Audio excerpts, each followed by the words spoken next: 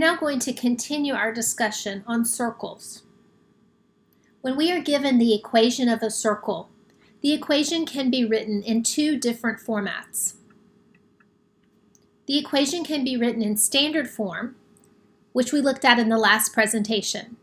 Standard form for a circle is x minus h quantity squared plus y minus k quantity squared is equal to r squared. When we have the equation of a circle in standard form, it is very easy to determine the center and the radius of that circle simply by looking at your h, k, and r values.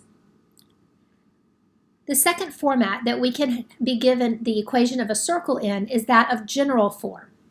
General form looks like x squared plus y squared plus ax plus by plus c is equal to 0. And in general form, it is difficult to identify the center and the radius. And so typically what we will do when we have a problem in general form is we will work at translating that general format back into standard form so that we can more easily determine the center and the radius. Let's begin with an example. X squared plus y squared plus 4x minus 6y plus 12 is equal to 0. And we want to first write the equation in standard form and then be able to identify the center and the radius. So the first thing that we're going to do in terms of writing it in standard form is that we are going to group our terms together. So if I have a term that has an x, I'm going to put those terms together. So I have x squared, and I have a positive 4x. Those are my x terms. I'm going to skip a little space, and then I'm going to do the same thing for the y's. So I have a positive y squared and a negative 6y.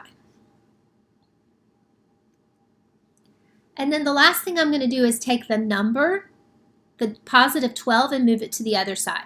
So I'm going to subtract 12 from both sides of the equation, which will give me a negative 12 on the other side.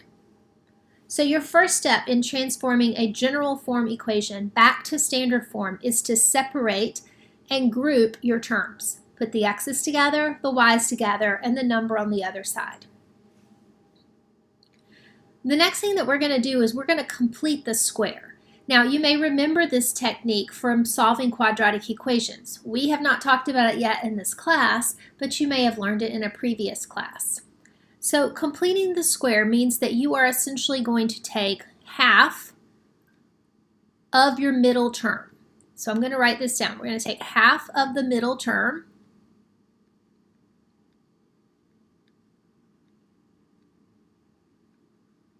and then we're going to square it. Okay, now by middle term, I mean the term that has a number that sits in front of the x. Remember that when we're talking about quadratics, which we are in this case, the highest power is 2, remember that your format for a quadratic equation looks like this. And so the middle term is this term where we have a number sitting in front of the x. So in our first part of the problem, we have as our middle term 4. So what I'm going to do is I'm going to take half of 4 and I'm going to square it. So this is fairly easy. We know that half of 4 is 2 and 2 squared is 4. So what I'm going to do now is I am going to add the 4 in this space that I left. And I'm also going to add 4 on the other side. Remember that this is an equation and we need to keep things equal, keep things balanced. Okay, so now I'm going to do the same thing with the y's. So I'm looking at my y for the middle term is negative 6. So I'm going to take half of negative 6 and square it. So half of negative 6 is 3. So half of negative 6 would be negative 3. And negative 3 squared is going to equal 9. And so again, in this space that I left, I'm going to add a 9, and I'm also going to add it to the other side to keep things balanced.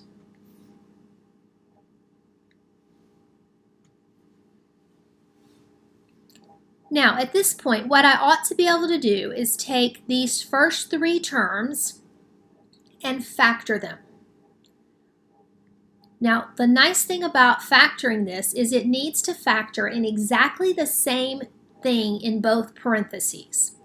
So to make the x squared, it's going to have to be x and x. To make the 4, it's going to have to be 2 and 2. Remember, you have to have the same number in both parentheses, so I couldn't use 4 and 1. So 2 and 2.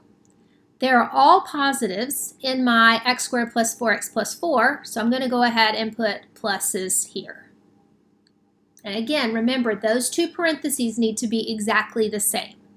All right, I'm going to do the same thing for the y's. So both of these parentheses are going to need to start with a y. In order to make 9, I could do 9 and 1 or 3 and 3. It has to be 3 and 3 because I have to have the same numbers in both positions. We need to combine to make a -6, which means that both of these would need to be negative. And then I'm going to combine on the right-hand side. So just adding those numbers together, that's going to give me a +1. Okay, so let's look now at what our standard form looks like. So I have 2 of these x plus 2's. So I'm going to write this x plus 2 squared. I have 2 of the y minus 3's. So I'll write it y minus 3 squared. And I'm going to set it equal to 1. And we now have our standard form for the equation of a circle.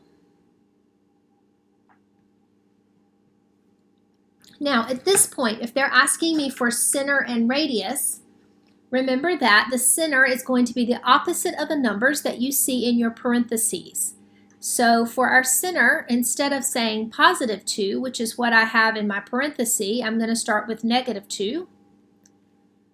And instead of saying -3, which is in the parenthesis, I'm going to say +3. So we have a center at -2, +3. And our radius has to be something squared that's going to equal 1. Well, the only thing that we can square and get 1 is going to be 1 itself. So we have a radius of 1.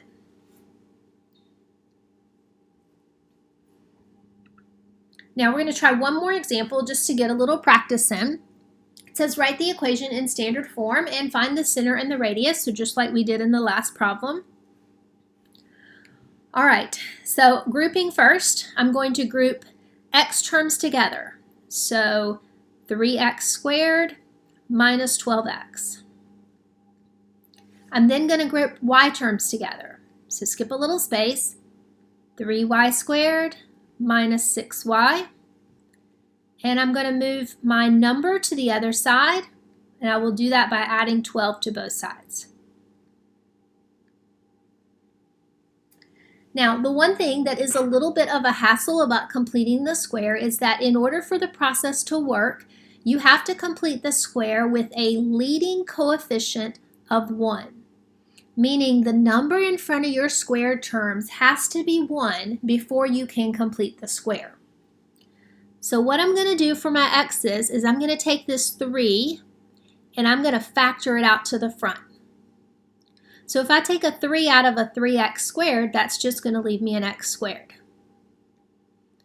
And if I take a 3 out of a 12, that's going to leave me 4x. Okay, now we're going to do the same thing for the y's. And again, the common factor needs to come out is going to be a 3. I pull a 3 out of a 3y squared. That's going to give me a y squared. I pull a 3 out of a 6y, that's going to leave me 2y. Okay, so now we are ready to look at doing half of the middle term. So for the x's, the middle term is -4. So I'm going to take 1/2, I'm going to multiply it by -4, and I'm going to square the result. So we know that half of 4 is 2, so we would have -2 squared is equal to 4. And I'm going to add that 4 in right here, and then I'm going to close that parenthesis.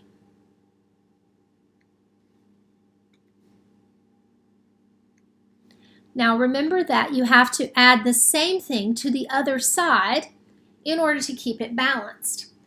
Now, this is a little bit tricky because you didn't actually just add 4 to the other side, because remember, you have this 3 sitting out in front that is going to get applied to everything in this parenthesis. All right, so this 3 is going to get applied to all of these numbers. So we didn't just add 4, we actually added 3 times 4, which is going to be 12. So to keep it balanced, I'm going to put a plus 12 on the other side.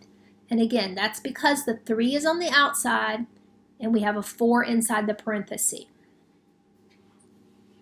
All right, let's look at the y's. So for our middle term on the y, we have a negative 2. So I'm going to take 1/2 times negative 2 and square it. So half of negative 2 is negative 1. Negative 1 squared is 1.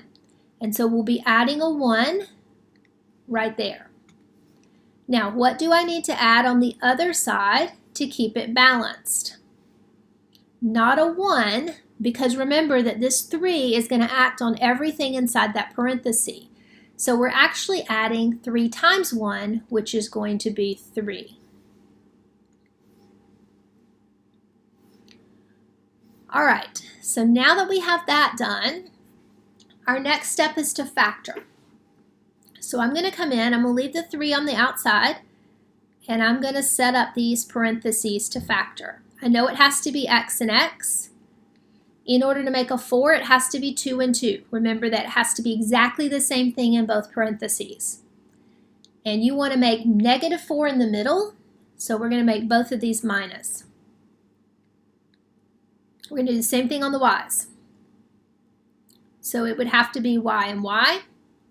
The only way to make 1 is 1 and 1. Middle terms need to combine to make a negative 2, so that means that both would have to be minus. And then on the right-hand side, 12 plus 12 plus 3 is going to be 24, 25, 26, 27. All right, so let's look at what we have. We have a 3 times x minus 2 squared plus a 3 times y minus 1 squared is equal to 27. We're almost there in standard form. The only thing that is not what we want in terms of the standard form is we need to get rid of those 3's that sit in front of the 2 parentheses. So in order to do that, I'm going to divide every term by 3.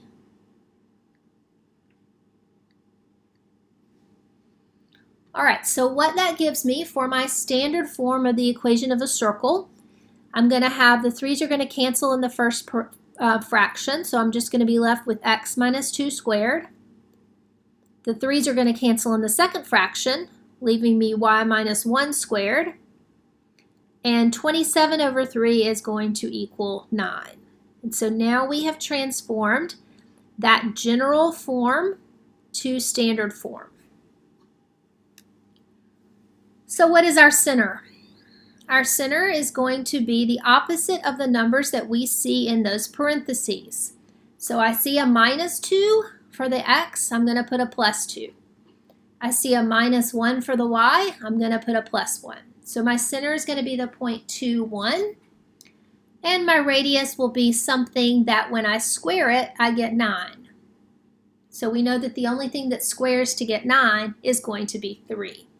So we now know the standard form of the equation of the circle, and we know the center and the radius.